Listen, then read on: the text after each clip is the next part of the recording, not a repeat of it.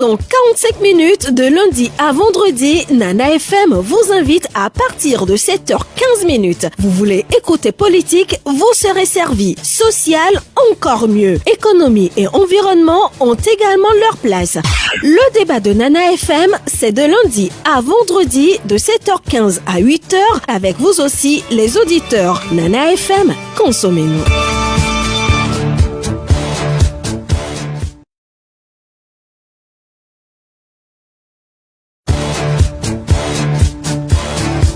Dans 45 minutes, de lundi à vendredi, Nana FM vous invite à partir de 7h15. Vous voulez écouter politique, vous serez servi. Social, encore mieux. Économie et environnement ont également leur place.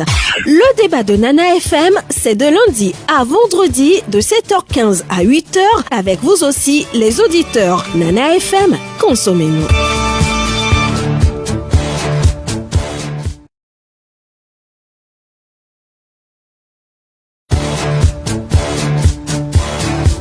Dans 45 minutes, de lundi à vendredi, Nana FM vous invite à partir de 7h15. Vous voulez écouter politique, vous serez servi. Social, encore mieux. Économie et environnement ont également leur place. Le débat de Nana FM, c'est de lundi à vendredi de 7h15 à 8h avec vous aussi, les auditeurs. Nana FM, consommez-nous. Votre fidélité d'écoute, vous qui nous recevez sur la 95.5, le 3W nanafm.tg, sur le bouquet Canal Plus numéro 902 et encore sur YouTube. Mesdames et messieurs, bonjour. Merci pour votre fidélité et bienvenue au débat de Nana FM. Le combat contre les nuisances sonores se poursuit au Togo. Depuis le 20 février dernier, un arrêté interministériel régule l'émission de bruit au Togo. Le seuil de sonorité maximale est fixé à 70 décibels en journée et 55 décibels pendant la nuit. Ainsi, l'implantation des scieries, moulins, lieux de culte et bars requiert une autorisation du gouvernement. Nous abordons le sujet ce matin avec M. Emmanuel Atiga. Il est le président de la CGE. Président, bonjour. Oui, bonjour Norbert, bonjour également à tous les auditeurs de Nana FM. Alors, les auditeurs de Nana FM, vous aurez donc la possibilité d'intervenir dans ce débat sur nos deux numéros, 91 09 71 71 ou le 96 61 58 58 à partir de 7h35. Nestor Glo assure la mise en onde. Je suis Norbert Douadji. Bienvenue sur la plus belle dame de Lomé. Encore merci pour votre fidélité d'écoute. Vous qui nous écoutez sur la 95.5. Alors, Président, vous l'avez bien suivi. Depuis le 20 février, un arrêté interministériel régule l'émission de bruit au Togo. Il faudrait dire que le gouvernement apporte de l'eau à votre moulin. Tout à fait, et c'était notre souhait, puisque depuis longtemps, on nageait un peu dans le flou et autres là, on avait souhaité que ils puissent intervenir. Et avant, c'était avec les églises où on disait que c'est avec, comment l'appelle-t-on, la direction des cultes. Et les églises se plaignaient pour dire que, bon, est-ce que c'est nous, est-ce que c'est seulement les églises qui font du bruit et les moulins et les bars? Et on a compris que au niveau de cet arrêté, eh bien, toutes les parties prenantes, ou du moins les départements ministériels qui régulent ou bien travaillent sur le bruit ou bien la nuisance sonore sont maintenant ensemble pour, disons, élaborer cet arrêté interministériel pour régler l'ensemble. Donc cela veut dire que ce n'est plus seulement les églises qui sont visées, mais il y a également les bars, les hôtels, les moulins et les scieries. Alors, quand on parle aujourd'hui de la situation de la nuisance sonore dans notre pays aujourd'hui, surtout parce que vous, c'est le côté des lieux de culte qui vous concerne. Quelle est aujourd'hui la situation? Est-ce que les gens se plaignent encore? Les gens se plaignent encore. Les gens se plaignent encore, malheureusement. Chaque jour que Dieu fait, les gens se plaignent parce que quand le problème est résolu quelque part, dans un autre lieu, et le problème c'est maintenant que ça commence. Donc ça fait que c'est un phénomène assez dynamique et qui ne finit pas. Et tant que l'homme existe, il y aura toujours de bruit.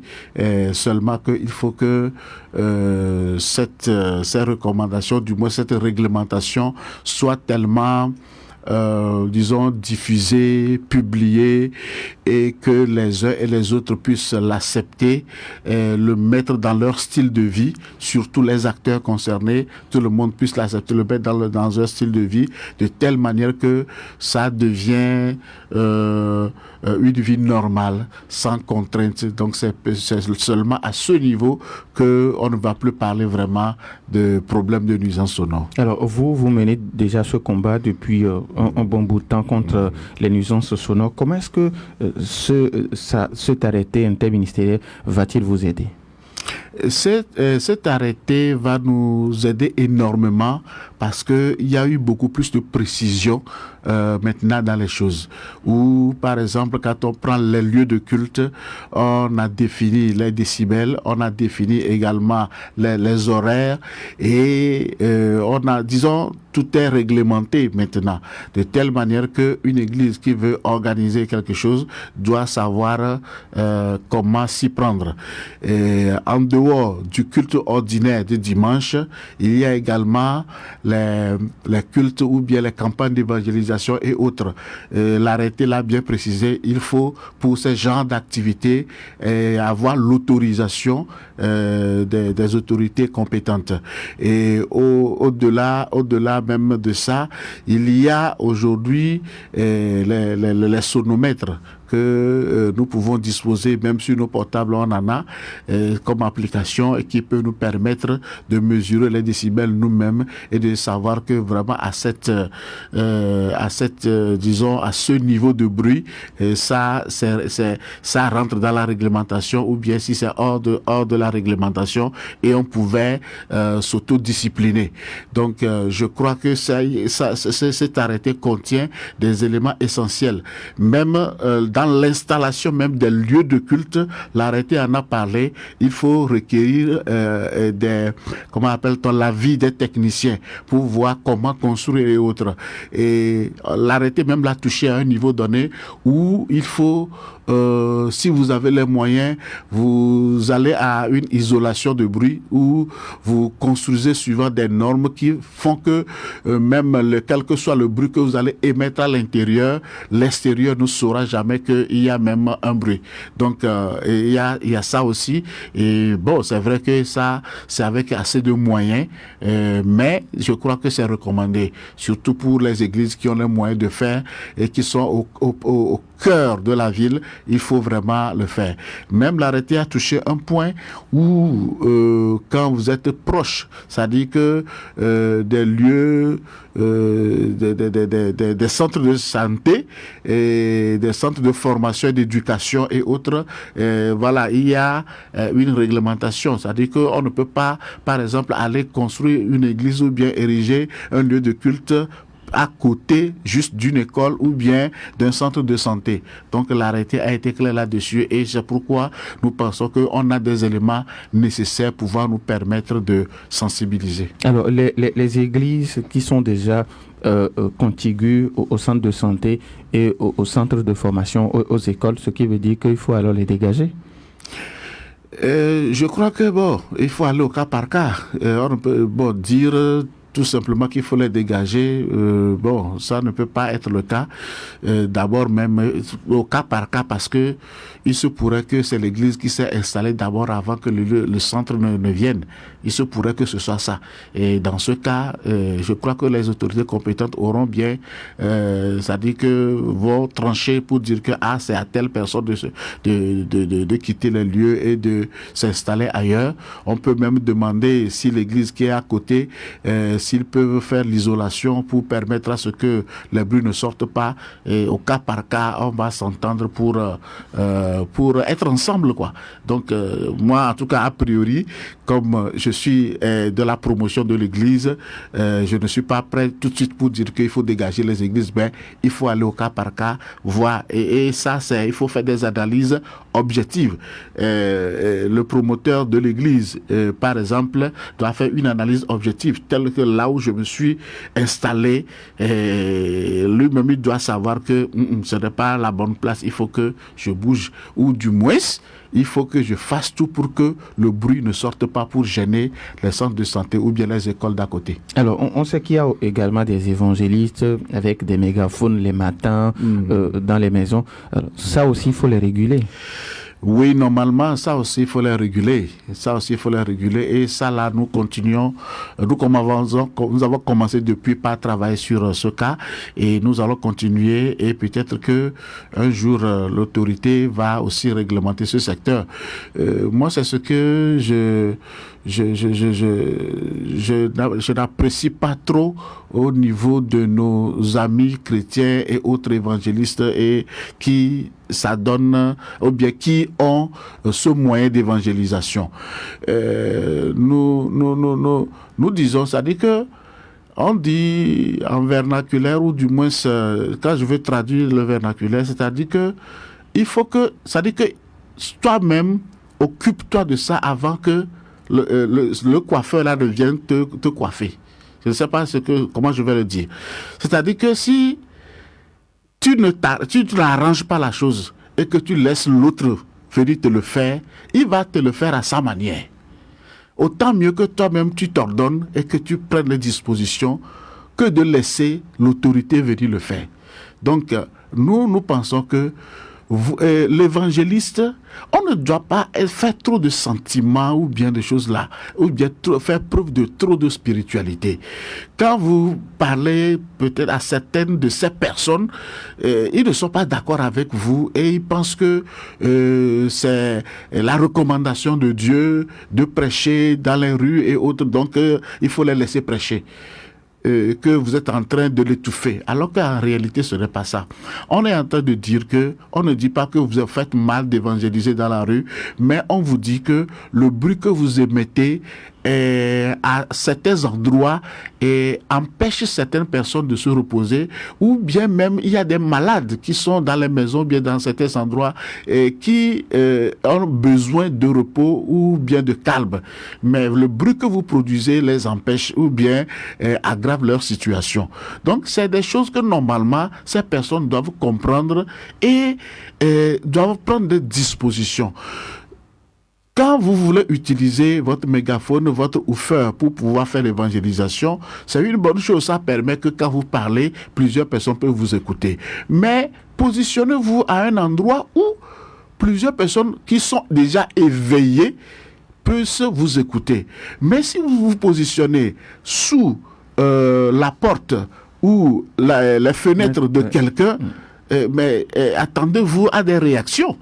Attendez-vous à des réactions. Ce n'est pas que nécessairement que votre prédication gêne quelqu'un, mais c'est que le bruit que vous émettez, c'est ça qui embête. Donc, je crois qu'il faut prendre des dispositions pour ça. Tu n'as pas nécessairement besoin d'être sous la porte ou bien aller sous la fenêtre de la personne avant de le faire. Alors, donc, il faut prendre des dispositions. Donc, il y a un auditeur qui vous demande pourquoi vous n'apprenez pas aux évangélistes à faire ce qu'on appelle l'évangélisation silencieuse. En tout cas, nous, au niveau de ACGE, notre leitmotiv ou bien notre outil le plus privilégié, c'est les pancartes. Et c'est ça l'évangélisation silencieuse. Nous utilisons les pancartes où on a fait des inscriptions dessus, les paroles bibliques dessus d'évangélisation. Il suffit de tenir ça dans les rues, sous les feux tricolores ou n'importe où vous allez, vous tenez ça. C'est fini. Le message est passé. Vous n'avez pas besoin de faire du bruit. Et aussi, au-delà des pancartes, il faut aborder la personne, faire du B2B à la personne et lui dire ce que vous avez. Là, vous ne criez pas. Vous parlez à la personne normalement. Et la personne accepte ou bien rejette votre message d'évangélisation. C'est ce que nous prônons au niveau de la CGE. C'est vrai, nous n'interdisons pas, la CGE n'interdit pas la musique ou du moins les woofers et autres. Mais nous recommandons que si vous voulez utiliser ça à des lieux très appropriés. Dans les marchés, oui, les gens l'utilisent et autres. On n'a pas de souci avec ça.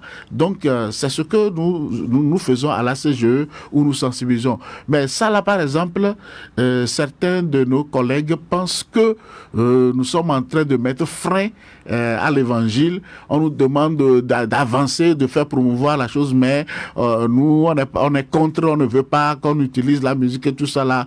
Et bon, ils nous font des coups, ou du moins, s'ils sont contre cette manière de faire, malheureusement. Mais nous continuons toujours par expliquer et par les convaincre. Et le samedi prochain, par exemple, nous allons encore sortir, évangéliser au niveau du rond-point de Zanguera et sortir avec d'autres églises et autres, et on va évangéliser par les pancartes. Alors, maintenant, parlons de cet arrêté interministériel qui fait l'objet de notre émission de ce matin.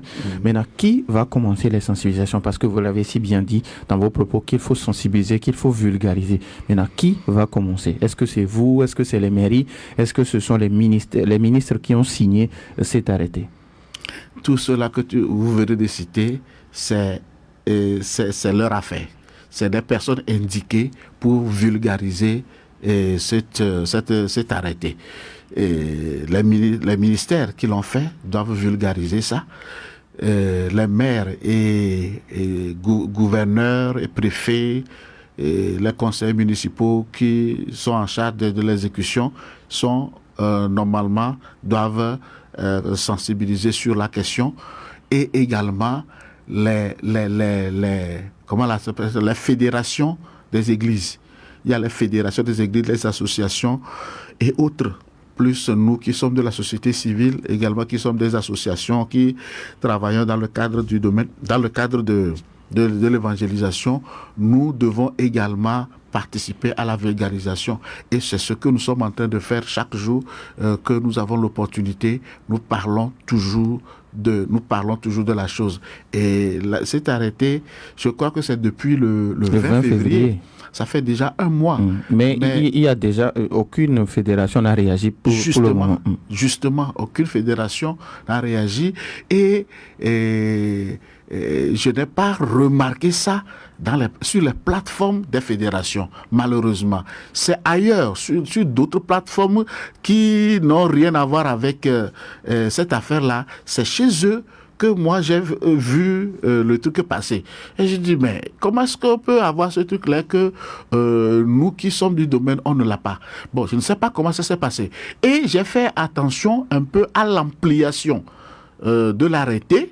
Quand j'ai vu l'ampliation de l'arrêté, j'ai remarqué qu'on n'a pas donné aux fédérations. On a cité beaucoup de choses. Là, c'est comment l'appelle-t-on, les structures administratives à qui on a fait ampliation, mais aux intéressés qui émettent le bruit, on n'a pas mis.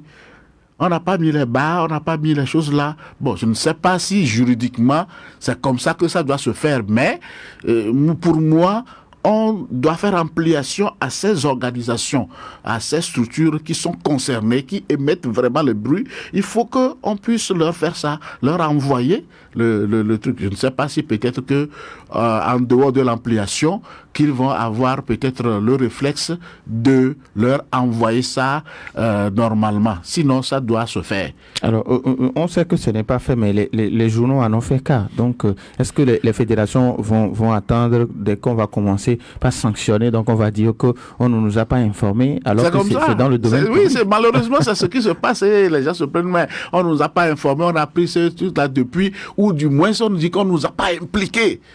Voilà, c'est aussi un autre monde dit qu'on ne nous a pas impliqués dans la rédaction, ou du moins c'est dans le test, là on n'était pas au courant, sinon on devrait dire ceci, dire ceci. On a des questions par rapport à ça.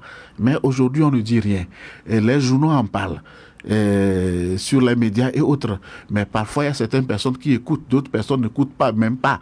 N'écoutent pas. Ceux qui ont écouté, il y a certaines personnes qui, la plupart, banalisent quand on voit des choses de l'État, du gouvernement, ces arrêtés autres là, c'est comme si c'est quelque chose de plus. On ne veut pas aller en profondeur pour savoir comment je vais m'approprier de ça, comment est-ce que je dois faire, quelles dispositions je dois prendre.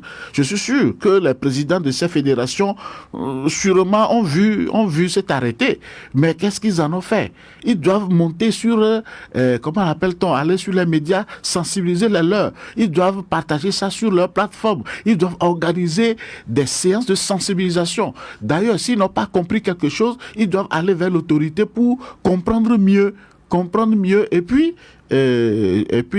aller relayer. Là, par exemple, moi, la petite question que j'ai, on parle des décibels, 70 et puis 55. Alors, le sonomètre là, c'est où on se positionne pour le prendre, pour avoir les 70 ou les 55. Est-ce que c'est à l'intérieur de la chapelle ou bien derrière, ou bien en dehors de la chapelle? À combien de mètres? Il faut une petite précision par là. Je suis sûr que si on aborde l'autorité, ils vont donner la précision. Et c'est ce genre de réaction que nous voulons de la part des présidents des fédérations. On ne peut pas être une fédération. Et puis parfois, la fédération est là, parfois on ne sent pas leur vie, on ne sent pas leur action se faire. Bon, peut-être que, puisque peut-être nous on n'est pas dans les fédérations, peut-être on ne sait pas ce qu'ils font, ils sont en train de faire peut-être de grandes choses, de merveilleuses choses. Bon, ça, on peut se dédouaner. Alors, on donne maintenant la possibilité à nos auditeurs 91 09 71 71 ou le 96 61 58 58. Nous n'allons pas faire de pause. Donc, chers amis, vous avez maintenant la possibilité. Ce qui veut dire que vous, au niveau de la CGE, vous avez assez de travail à faire. Maintenant, sensibiliser les fédérations, aller vers les églises et puis leur parler, les premiers responsables. Bon, nous allons faire ce que nous pourrons faire. Nous allons le faire. On a commencé depuis. Et même avant même que le gouvernement, ou du moins s'est arrêté, de sorte, nous on avait commencé depuis par en parler, puisque il y a des gens qui se plaignent par ici, par là. Depuis nous, on a les échos. Donc nous avons déjà un premier auditeur en ligne. Nana FM, allô? Oui, allô? Oui, bonjour. Bonjour. Pélé, comment allez-vous? Très bien. Bon, je salue notre invité. Oui, salut. Bon, je suis en train d'écouter son développement, mais c'est le thème qui m'a échappé. C'est pas... On parle du combat contre les nuisances sonores. Voilà, le combat. Et je pense que avec ce thème-là, je vais vous dire, et dire au peuple togolais, qui connaissent ça déjà, que la souris ne peut pas travailler à la place du chat. Lorsqu'on parle d'un arrêté ministériel qui a interdit quelque chose, je ne vois pas qui va venir sanctionner si ce n'est pas l'État même. Est-ce que l'État a une foi dire que tout ce que j'ai dit là, c'est interdit et qu'on ne doit pas le faire et qu'on doit sanctionner? Je ne vois pas ça. C'est que je ne sais pas pourquoi il y a un arrêté ministériel et qu'on va commencer par dire qu'on fait la sensibilisation de quoi, de quoi. Non. L'État dit que on ne fait pas ça, et puis vous ne pouvez pas faire ça. C'est-à-dire, au Togo, c'est comme on dit souvent, le chien aboie, la caravane passe. C'est-à-dire, l'État dit quelque chose et laisse faire. Je ne sais pas comment on peut gouverner un pays comme ça. Le laxisme, c'est-à-dire, la rigueur n'est pas un délit. Mais il faut que l'État soit rigoureux. Vous croyez que tout ce qu'on est en train de dire là, il faut dire qu'il y a un meeting, il faut interdire, c'est de midi à 14h, on interdit le meeting automatiquement. Bon, pourquoi l'État ne peut pas interdire? C'est-à-dire, quand c'est interdit, on ne peut pas, on ne doit pas faire. Vous allez, quand on parle de nuisances sonores, de tout ce que les églises font là, c'est du désordre chaotique que l'État a organisé. C'est l'État qui a organisé ça. Merci beaucoup, Appelé. Nous avons un autre auditeur en ligne. Nana FM, allô? Allô, bonjour. Oui, bonjour. Oseni, le messager de l'amour. Ok. Oseni, vous avez la parole. Bonjour à l'invité. Bonjour. Une maladie commence à prendre de l'ampleur dans notre société. C'est la classomanie. Les conducteurs klaxonnent sur n'importe quoi et à n'importe quel moment. surtout les cordonniers de la rue qui sont communément appelés Chumekala. Il faut les sensibiliser aussi. Je vous remercie. Bonne émission. Merci à vous aussi, Oseni, le messager de l'amour. 91 09 71 71. Nana FM, allô? Allô, bonjour Norbert. Monsieur Garo, bonjour. Bonjour à notre invité. Bonjour. Bon, l'invité, il a oublié les voisins. Vous savez, c'est encore pire. Hein? Par exemple, il a seulement 1 minute de séparation entre nous. Et la nuit, à 23h, il vient laver les assiettes. Il tire les balles et tout. Non, vous ne pouvez pas dormir. S'il ne dort pas, vous n'avez pas dormi vous aussi. Si ce réveil, vous devez vous réveiller. Quelle chanson pour ce monde-là? C'est une petite piole. Et ils sont plus de 5 dedans, famille, et papa, maman, enfant, tout. C'est pas possible. On ne dort pas avec ce rythme-là, mais je ne sais pas combien de temps on va vivre. Hein. Quelle est la chanson pour ce monde-là? Monsieur, bonne journée. Merci et bonne journée à vous aussi, monsieur Garo. 91 09 71 71. Nana FM, allô? Oui, Norbert, bonjour. C'est depuis Adido Gomé, bonjour. Bonjour à votre invité. Bonjour. Tout à l'heure, M. Pelé a utilisé un mot et que je vais encore répéter. Oui. Le laxisme de l'État. Je voudrais dire par là que, n'est-ce pas, parce que les autorités du pays eux-mêmes ne sont pas soumis à ces nuisances sonores, qu'elles prennent des solutions placebo. Parce que les solutions que l'État prend, c'est du placebo, ce n'est pas des médicaments. Parce que, Norbert, est-il possible qu'une église aille s'installer à côté d'un camp militaire, d'un camp de la gendarmerie, ou bien même à côté de la maison d'un député ou d'un ministre? Il sera dégagé en moins de 24 heures. La solution que moi je propose, qui ne va pas plaire à ceux qui prônent l'installation des églises dans les villes, c'est de les éloigner carrément pour que ces églises prennent au moins 1 hectare pour installer leur institution, ce qui fera que quand même la ville va s'étendre pour atteindre où ils sont, ou bien où elles sont, et les nuisances sonores ne parviendront pas aux voisins. Nous voyons l'exemple avec l'église catholique, l'église protestante, qui sont bien isolées. Ces églises sont en ville, mais il y a un espace très important entre l'église et les riverains. Donc, pour terminer, oui. Est-ce qu'on est obligé d'évangéliser les personnes contre leur volonté? Si c'est le cas, nous sommes en train de retourner au Moyen-Âge avec les missions des croisés et des djihadistes. Les croisés où on forçait les gens à devenir chrétiens et les djihadistes où on obligeait les gens à devenir musulmans. Merci, bonne journée. Merci et bonne journée à vous aussi. Nana FM, allô? Oui, allô, bonjour, monsieur Norbert. Michel, comment allez-vous? Je vais bien. D'accord. Bonjour à l'invité. Bonjour. Moi, je voudrais analyser sur 2 plans. Le premier, c'est concernant les églises. Oui. Et mon cher invité, franchement et honnêtement parlant, est-ce que nous ne sommes pas quelqu'un malade, s'il vous plaît? Parce que vous voulez parler de Dieu et vous criez partout, on crie. Est-ce que ça c'est normal? Est-ce qu'on a besoin même d'un arrêté pour autoriser ou interdire ça? Si les gens n'ont pas perdu la raison. Je crois qu'il faut qu'on ressemble un peu aux hommes actuels. Parce que les problèmes actuels, Dieu est là pour tout le monde. Dieu n'est pas là pour certains et d'autres non. Mais si nous avons des problèmes, il faut faire face à des problèmes. Pourquoi dans une église, on peut cotiser pour construire tout un gros bâtiment et qu'on ne peut pas cotiser pour créer une entreprise et faire travailler ceux-là, même qui sont des fidèles de l'église qui n'ont pas d'emploi? Mais ça dit qu'il faut qu'on sorte au moins de ce, ça dit je ne sais même pas de quel type de mentalité là, il faut qu'on sorte de là. Sinon, c'est pas normal. Il faut qu'on revoie même la chose de Dieu. Dieu est dans toutes les sociétés et on n'a pas forcément besoin de crier pour adorer Dieu. Il faut que les gens le comprennent.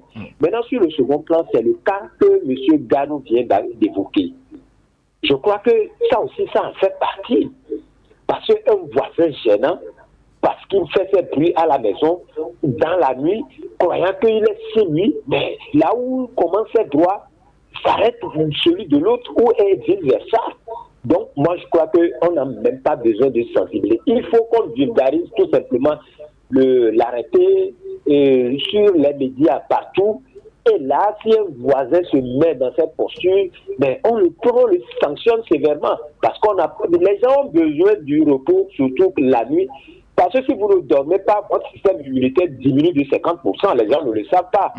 Merci et bonne journée. Merci et bonne journée à vous aussi. Nana FM, allô? Bonjour. Madame ici, comment allez-vous? Oui, on est grippé, quoi. C'est trop de poussière. Voilà. Vous parlez de la nuisance sonore. De la nuisance sonore. Oui. Et les messieurs n'ont pas besoin à tout ça là. Moi-même, je suis à Minamadou. Et puis voilà. Mais j'ai des parents un peu partout. On a des parents un peu partout, dont Forever, dans le golfe de. Allez-y pour voir ce qui s'y passe. L'abus du pouvoir de tout ce qu'on veut. Les gens ont installé des micros de je ne sais pas combien de millions qu'ils ont installés. Les parents en parlent quoi? 1h du matin, tu entends le muset. C'est comme ça on l'appelle, non? Ça gueule, tu l'entends à Minamadou, chez moi là-bas. Une forêt bas, costume. Et 5h, pareil. Et toute la nuit, les gens vont dormir correctement pour aller travailler le lendemain. Comment? Vous permettez nous les Guyanais. Je te dis, ça gueule à Forever, mais moi je l'entends à Minamadou. Voilà, allez là-bas. D'accord, merci beaucoup. Allez là-bas pour voir. Merci à madame. Merci. Je pense qu'on va prendre le tout dernier auditeur. Nana FM, allô? Mon directeur Norbert, bonjour. Papa Sibiti, comment allez-vous? Bon arrivé. Merci, ça fait un moment. Serait-ce un autre, j'aurais perdu et je n'aurais pas la ligne. Bonjour mon patron, le président contre les nuisances sonores. Bonjour mon frère. Bon, ce qu'il y a, M. Michel en a parlé. Maintenant, vous voyez à côté de nous aussi, derrière la débat, c'est des jeunes, vous les voyez passer à peine 18-23 ans. Ils vous disent que c'est un truc de jeunesse. Après, ça devient une église. Nous ne dormons pas. Les gens sont obligés de quitter leur maison pour aller louer quelque part. Les enfants n'arrivent plus à étudier. Moi, ce que j'aurais souhaité, vous allez dire qu'on ne peut pas, vous ne pouvez pas être partout. Il faut leur amener peut-être un recensement. Vous allez tous les découvrir. Madame est venez de Paris. Venez vers nous aussi. Zone 5, Golfe 5, vers Adebayo, vous allez amener-leur les papiers, coller-leur ça, que non. Et nous refusons de faire du bruit. Les gens ne dorment pas. Voyez, c'est ce que moi je voudrais vous prier. Et puis, donnez-nous votre numéro.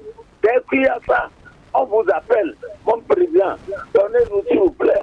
Je vous prie de nous donner le numéro. Parce que vous allez croire que nous mentons. Hein? On prend le numéro, dès qu'il y a un petit bruit, les jeunes là, selon M. Michel, les chemins, ils disent que c'est ça. Et oui, ils sont des partenaires qui arrivent en grosse, dans de grosses voitures. Merci beaucoup. Merci à vous aussi, Papa Sibiti. Est-ce que nous avons un autre auditeur? Ok. L'auditeur est parti. Alors, Président, vous avez écouté les uns et les autres sur le sujet.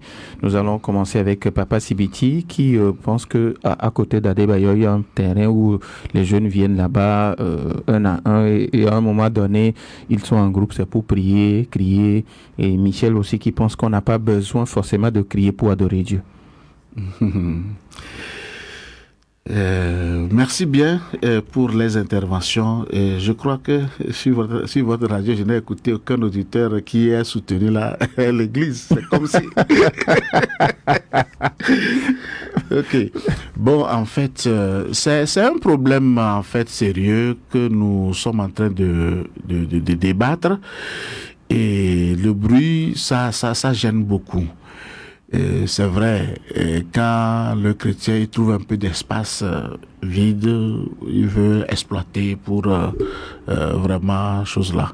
Bon, sur un terrain, bon, je ne sais pas, et comment c'est transformé maintenant en lieu de que jusqu'à ça va gêner, mais c'est plutôt les endroits idéaux que nous pensons que quand ils sont 2 ou 3, ils sont sur un terrain, là, le bruit ne va pas évoluer jusqu'à aller, choses là. Et puis, ces genres de prières, ça ne peut pas se faire surtout avec mégaphone ou bien avec woofer ou bien avec des haut-parleurs. Donc, en temps normal, c'est leur voix simple et sur un terrain, ça devrait porter. Je ne dis pas aussi qu'ils sont en train de mentir. Non, pas du tout, parce que nous-mêmes, nous avons des cas. Il y a des gens qui nous appellent pour nous le dire, pour nous signaler tel ou tel problème. Mais ce que je voudrais aussi souligner, c'est que la CGE n'est pas une association gendarme où on est mandaté d'aller interpeller les promoteurs d'églises ou du moins ceux qui font le bruit. On n'est pas du tout mandaté pour ça et nous n'avons pas cette vocation aussi. Donc la vocation que nous avons, c'est juste de sensibiliser et d'aider les acteurs à comprendre que le bruit, ça gêne beaucoup. Nous ne sommes pas contre du moins la prière ou la prière par des cris. Mais si ce sont des cris nus, avec des voix nues, sans micro ou sans woofer ou bien sans haut-parleur, ce serait encore bien. Comme ça pourrait être mieux cadré. Et donc c'est pour dire que en réalité, bon, moi je ne peux pas interdire à quelqu'un de prier à son Dieu en criant parce que ça dépend de sa foi et ça dépend de sa compréhension. Je ne sais pas comment lui il a compris qu'il faut crier. Peut-être pour des circonstances données, il a besoin de crier. Peut-être à un moment, à un autre moment, il a besoin d'aller par doucement ou du moins à voix basse. Donc ça, je ne pourrais pas trancher ou bien le dire, mais je pourrais quand même dire à cette personne de ne pas élever sa voix jusqu'à embêter, jusqu'à créer des soucis à l'autre qui a besoin juste de se reposer. Alors, M. Gado également qui pense, M. Gado et Michel, les voisins qui font du bruit, quand lui, il est debout, tout le monde doit être debout. Oui, c'est un problème général en fait, mais il y a certaines personnes qui s'attaquent aux églises comme si c'est les églises seules qui font du bruit. Et c'est un problème général parce qu'on a des voisins, lui, effectivement, il y a certains voisins où lui, c'est comme si c'est lui, il est seul dans le monde, quoi. Il fait du bruit comme il veut et il n'a même pas d'égard à l'endroit de son voisin pour dire aux enfants, faites doucement, il ne peut même pas le dire. Et quand le voisin veut parler, mais il va le chauffer correctement et ça va devenir des querelles et parfois des bagarres. Et malheureusement, c'est ça. Bon, ça par exemple, on ne l'a pas stipulé dans l'arrêté, mais peut-être que toujours est-il qu'on a le droit de se plaindre. On a aujourd'hui beaucoup d'instances auprès desquelles on peut se plaindre et puis régler ce problème-là à l'amiable pour qu'on puisse vivre ensemble. Alors, Michel qui pense qu'on n'a pas besoin forcément de sensibiliser les gens, il faut juste vulgariser et puis commencer par sanctionner. Bon, pour tout test qu'on prend, il y a toujours la partie sensibilisation. C'est vrai, et que les gens, pour dire que les gens ont suffisamment compris que on ne doit pas faire du bruit, ça c'est aussi une vérité.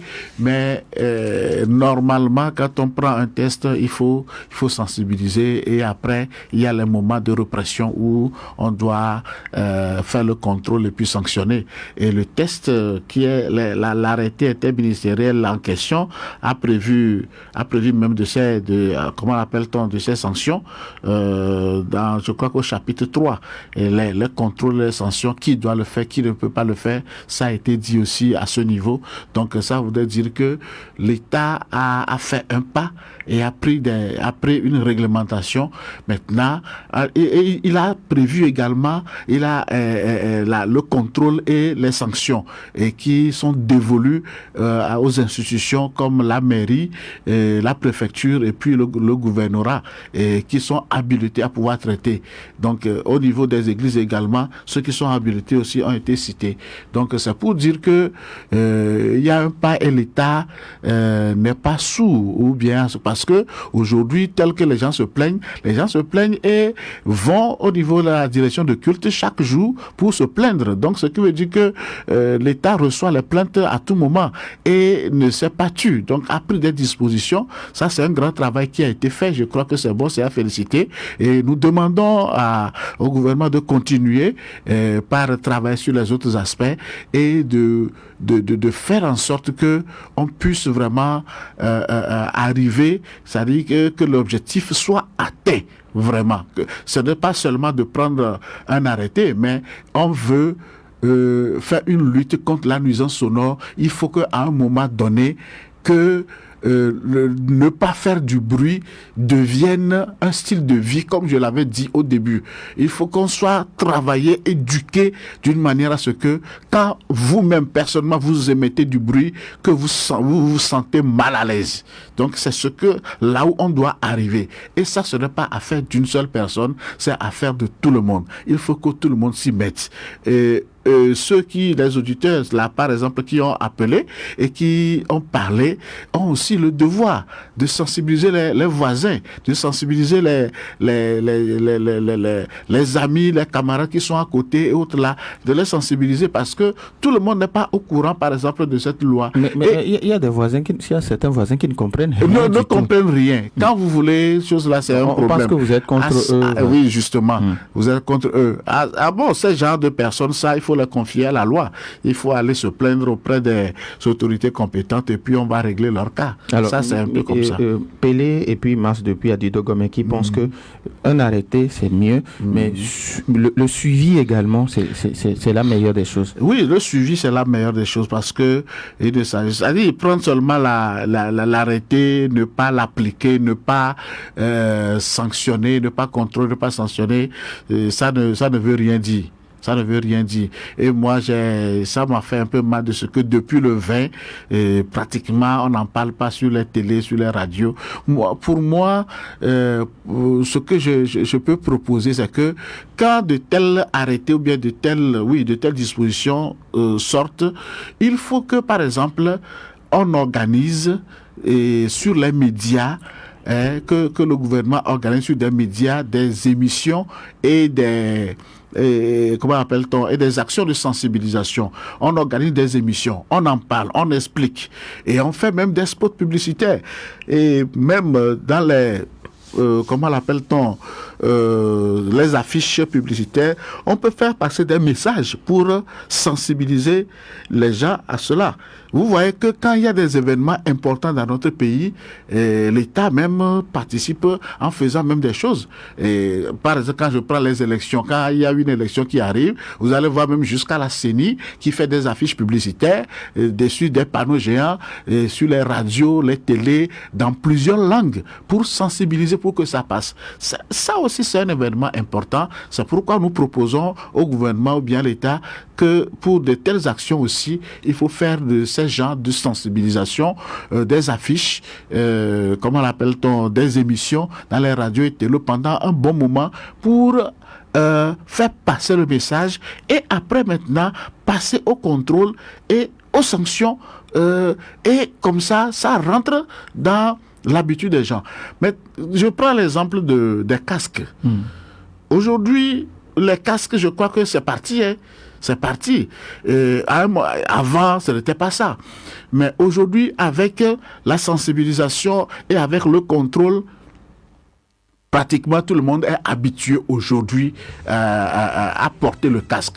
À moins que la personne peut-être a oublié ou bien pour certaines circonstances, il n'a pas pu porter. Sinon, c'est rentré dans l'habitude du Togolais aujourd'hui de sortir avec sa moto et porter son casque. Alors, il y a Papa Sibiti qui vous demande si on peut avoir votre contact comme ça, on peut se plaindre de temps en temps. Non. Comme je l'avais déjà... Ce n'est pas le numéro que je ne veux pas donner, mais c'est que on n'a pas le pouvoir de d'aller sanctionner une église ou des choses là. La plupart, même ce que nous disons, parfois, quand les gens se plaignent et vous abordez les promoteurs des églises, bien les pasteurs, il y a certains qui vous reçoivent bien et qui écoutent ce que vous dites. Et il y a d'autres, ils vont vous narguer, ils vont vous dire que c'est quoi? Vous êtes qui? Au nom de quoi? Donc c'est un peu ça. Donc c'est pour dire que, comme je l'avais dit, on n'est pas une association gendarme pour pouvoir faire exécuter, mais on a le rôle de sensibiliser. Donc c'est un peu ça. Nous disons merci au président Emmanuel Atiga, président de l'ACGE. Merci également à vous pour votre fidélité d'écoute. Merci à Nestogle pour la mise en onde. Je suis Norbert Douadi. Bonne suite de nos programmes.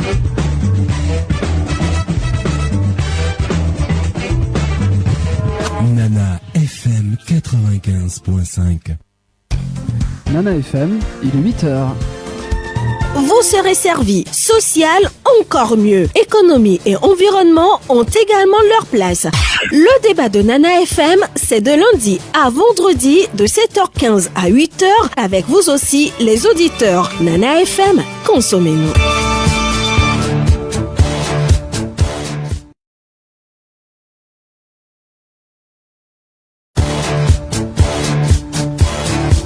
Pendant 45 minutes de lundi à vendredi, Nana FM